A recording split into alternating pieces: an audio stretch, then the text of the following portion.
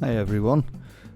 For Christmas, my wife kindly bought me a Supermarine Spitfire balsa wood aeroplane kit. And now I hadn't built one of these for 50 years, since I was 12.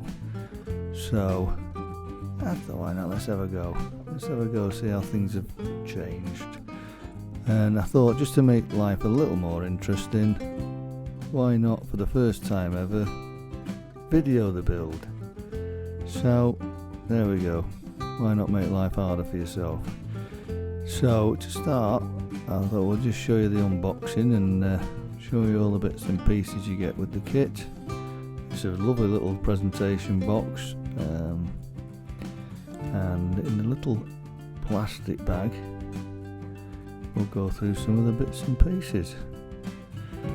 Now, I'm only showing you two. There's actually three there. They're the little plastic grommets that go into the finished wheels. That's the PVA tub of glue, which is very good stuff, and there's plenty of it. That's there's your third little peg. That's your pre-bent motor hook, as they call it, which essentially goes through the propeller, and you hook your rubber band, i.e. the motor, onto.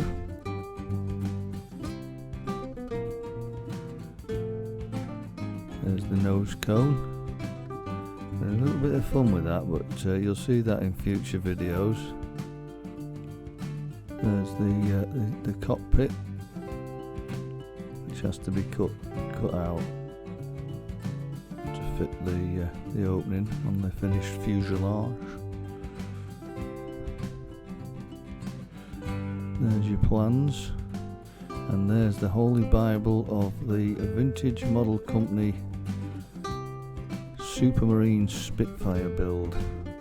You're going to have to work closely with this instruction booklet and the printed plans, which are printed in scale, because sometimes the plans help more than the diagrams, and other times vice versa. So work with them both, have a good read through before you start cutting and gluing. So you've been warned. Now you can see I'm grabbing for all sorts of bits and pieces. I'm so excited, I don't know where to start. Oh, there you go, still jittering about. So there you go, there's your plastic bag full of all the balsa wood. Now what I did notice straight away is 50 years ago, when I built my one and only balsa wood plane, the pieces were only printed onto balsa wood, and you had to cut out every single piece, every nook and cranny, with your little knife.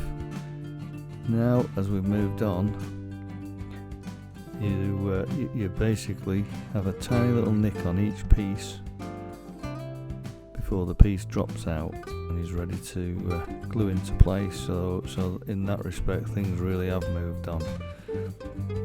There's your little wire, which will be used for the legs of the front and rear wheels.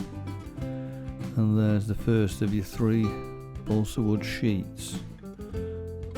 Two of them are what they call soft balsa wood, and one is hard balsa wood, so obviously relating to the strengths for various parts of the plane.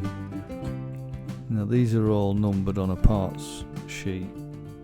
The fiddly bit with that is, unfortunately, it doesn't tell you what sheet they're on, so every time you go to cut a piece out, you have to look at each sheet individually to see where the piece is. So it's a little bit fiddly, but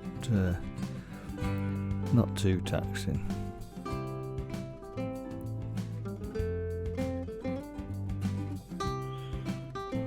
Just pointing to all the little pieces where you have to just run your knife through just to release the required piece from the sheet.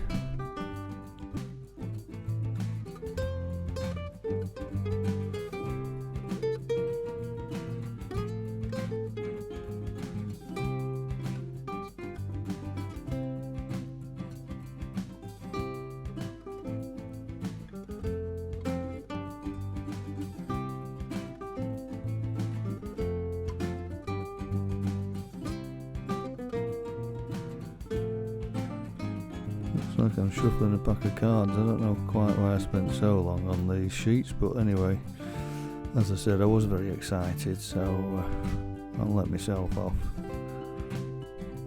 just this once. And there we go, a few other little bits. I bought myself some plastic headed pins just to keep everything in place while you're making your build. Some little long nose pliers, obviously a knife and some spare blades. Steel rule would be handy.